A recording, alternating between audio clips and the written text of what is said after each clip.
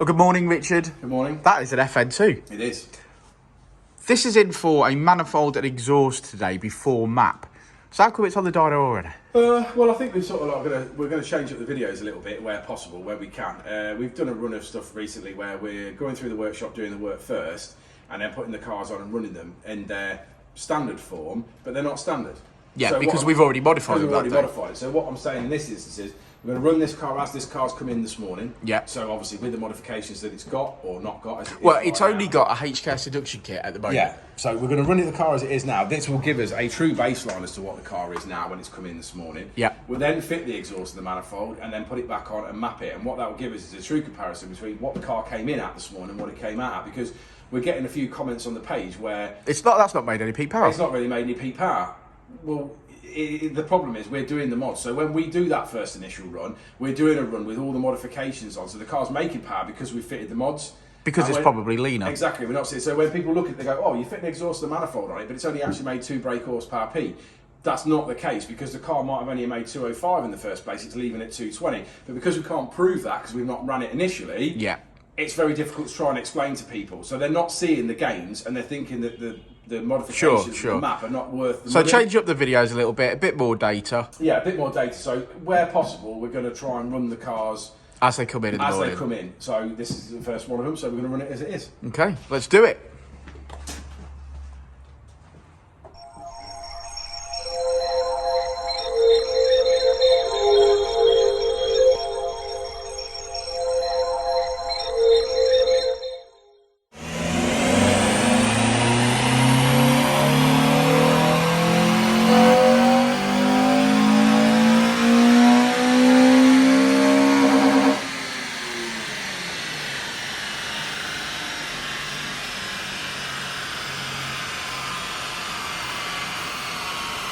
Okay, so as promised, we have the TypeR 70mm exhaust system on the car, looking beautiful, absolutely beautiful, and the customer provided also a 4-to-1 manifold. So that's the work complete for this before we go on the dyno to tune it. Still got all its under trays on. Okay, next up, back on the dyno.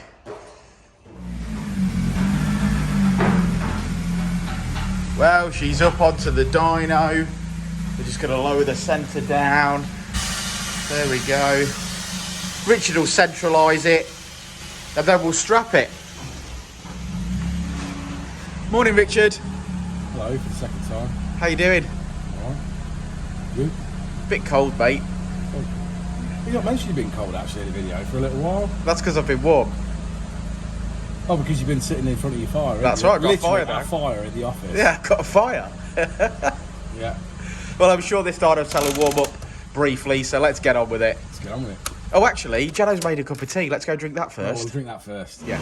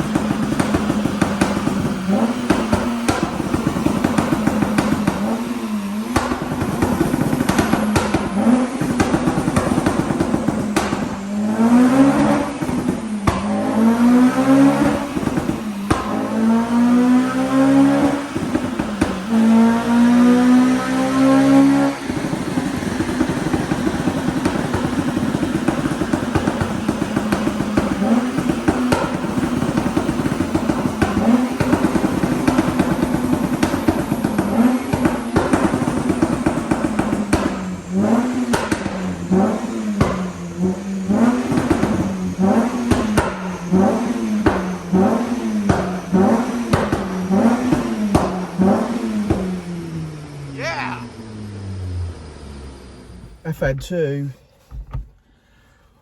FN2. You all right, Rich? Yeah. Just putting the lights on and making sure we've got some. Well, this did well. This finished on just shy of 230 brake horsepower. Yeah, I think it's done really well for the mods that it's got, to be fair. I mean, we touched on obviously what we're trying to do, a new thing with the system where we're going to try and run them as stock as possible, or certainly as they come in, if that's achievable. I don't know why that keeps doing that. Is your door not shut properly? It's blinding, mate. It's strobing me out, man. There you go. That's better. That'll do.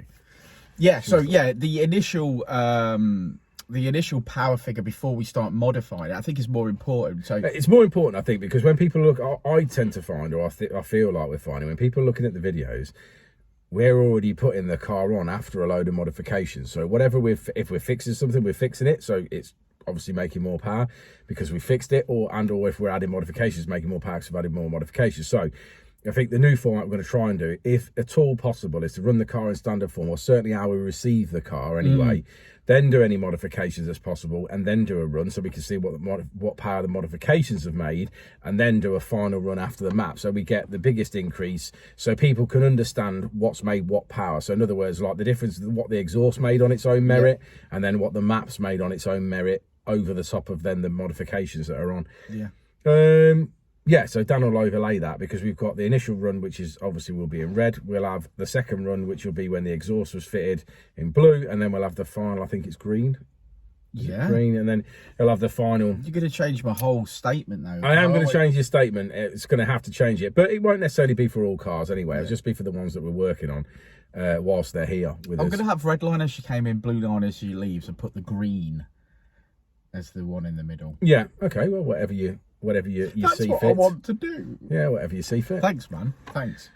Yeah, so obviously, yeah, I think it just gives more consumer information, so I think it's better for that. Yeah, well, it was a second-hand manifold that we fitted. Doesn't matter whether it's second-hand or new. It's the same. It's the same principles. The manifold was in good condition. He's obviously saved himself a bit of money there, or whatever he's done. He's got himself a Teguer 70mm from wherever he's got it from. Maybe he's had it sat around for a little while, but get rid of him, please. Jensen's at the front of the car pulling. I don't know what's he doing. It looks like he's suggesting that he's doing some sort of dry humping at the front there. I think that's what it looks like he's doing. All this because he made a cup of tea today. I know, he's all excited, ain't he? Yeah.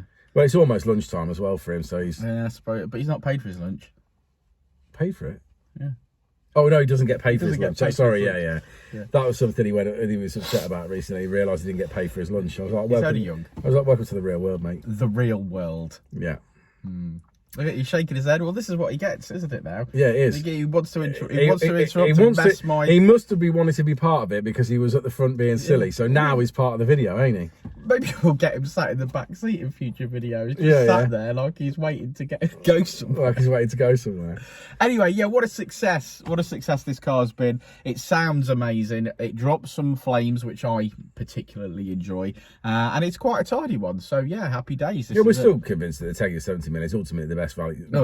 Best for power and the best value for money, ain't it? So, absolutely. Sounds great as well. Yeah, it's not stupidly loud. They're still track friendly and they're a good system. They are a good all-round system. Yeah. Yeah, I don't think you can get, like I say, I don't think there is better value for money. I don't think there is a better exhaust out there, for that budget. I mean, like I say, you can go 3-inch, but, you're spending double the money, which is a lot when you consider. Hey, I believe, perhaps, Chrissy at Cowabunga Car Diaries wants the Dynodaze 3-inch.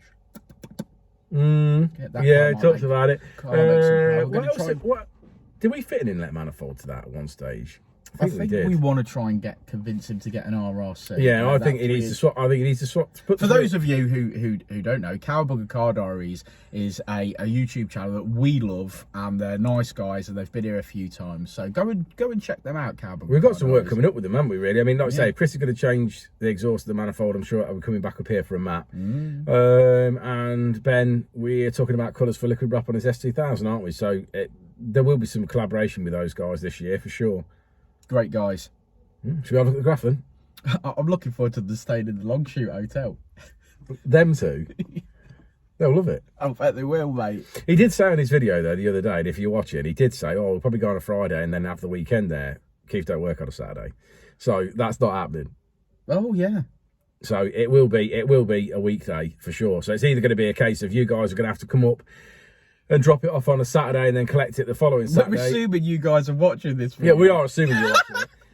Yeah, so it's either you're going to be dropping it off Saturday and then picking it up the following Saturday, or you'll be coming up midweek and then staying until the end of the week to with a car.